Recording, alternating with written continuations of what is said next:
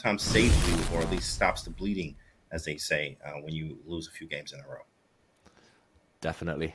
It felt like if we had kept going, maybe the tilt would have continued for Hikaru. Both players have done their prep in the meantime. We go back to the center game, and here we see Hikaru trying to land an early fork on c2, defended by the white bishop, and Wesley looks like he's getting set now. A bit of a pause, bit of a refocus. I'm expecting this bishop to come out. He wants to get castled queenside. Question is whether it goes the whole way to h6, which is a very tempting move here, or whether it just steps forward to like e3. He did something similar earlier. f4, d2. James, again, it's one of those openings that backfired last time, but could work very well if Wesley can find the right moves. Yeah, I actually am a fan of like some bishop g. He went bishop h6. I was like h6 or g5. He went the h6 route. It just gives him a nice tempo here to castle queenside. Mate in one, guys. Don't blunder the mate. Hikaru sees it. He defends g7 with his knight. And now the question is where the queen goes. Does it step across? It goes up to g5. The eval bar doesn't really approve. And we find ourselves in a queenless middle game. All that potential squashed in one move. No more kingside attack for white. No more queenside attack for black. It's looking level now. Yeah, very, very quiet now, I think, from this point. Now we just develop our pieces, get castled, and hope for the best, as we do have, it's 3+1, 17 minutes to go here. It's going to be a long game, I believe, in this one. Black has prospects of like d5 next. He can take the bishop pair, knight takes d3 when he's ready to. So black's probably for a choice, maybe slightly, but especially being able to grab that bishop pair when you kind of want. But very even. Yep. And there's been a trend I've noticed. Like players, both of these two are struggling with white. Like Wesley was trying some Nimzos, didn't really get anywhere. Hikaru was equalizing easily. Hikaru won a couple of games. Then he's tried the center game. He lost painfully. Wesley, like now, okay, it's totally fine, but nothing special. When Hikaru's had white, those weird Sicilians with c3, bishop d3, bishop c2, Hikaru keeps getting these horrible positions in those. Maybe they just need to equalize with white and just win with black. That's the plan. Like the Prague talk. In fact, or the Dubov Prague, right, where the famous clip here going around. It's like, draw with white or play equal with white and win with black, which is the other way around in a way.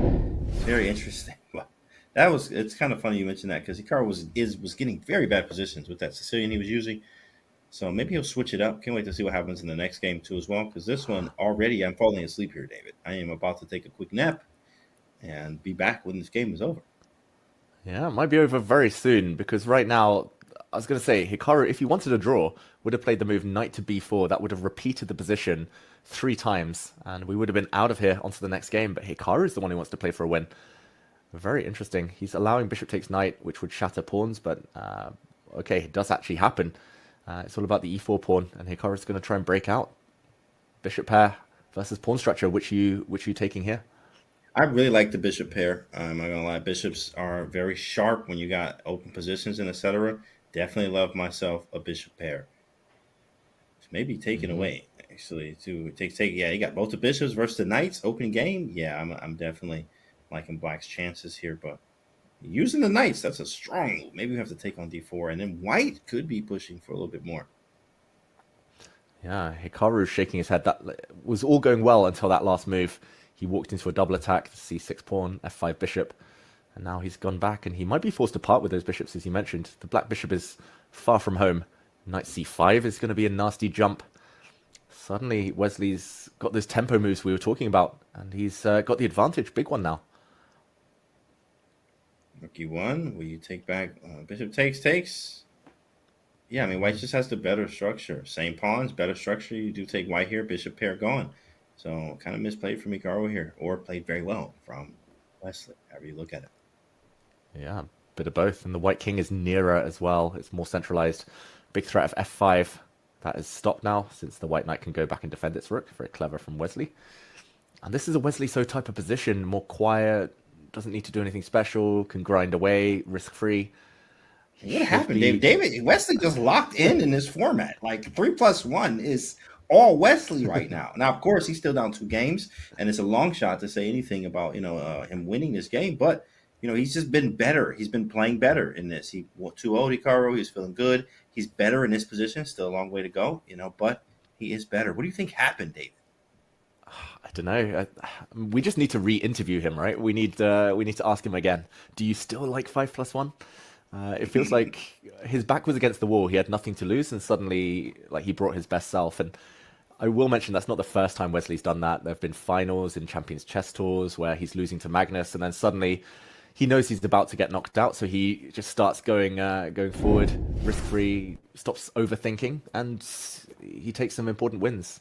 He's done everything right. Oh, beautiful night now. Wesley, I think he's going to get 3 in a row.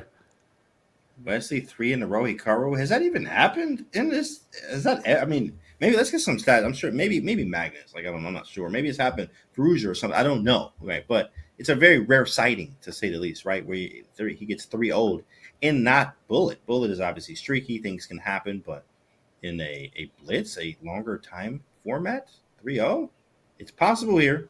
But will it happen? Time is getting low for Wesley.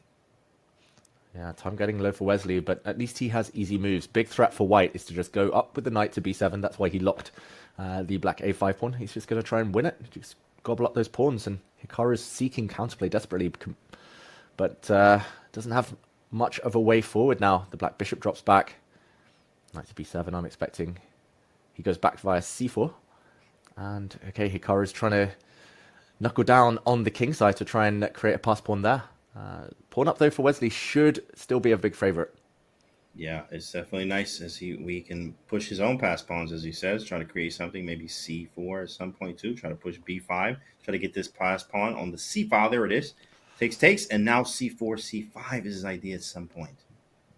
There it is.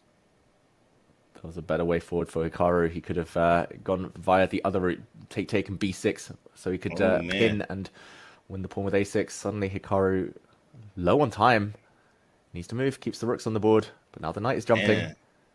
And talking to himself. This is how one thing if you watch a lot of Hikaru, right, when he starts talking to himself, he's very annoyed. You might have something. Rook takes. Is this going to be a third game, chat? Third game in a row for Big Flexley? Wow. This will be a one-game lead. Yeah, he's totally winning now, Wesley. So he's got those 2 connected passes, and watch out, there's a checkmate. If the white king moves, the black king needs to get out of there. f4 closes the door, wins the black rook. Hikaru looks so annoyed. This is it. Big Flexley. This is incredible. A one-game lead. He was down 3 games. Hikaru is angry, and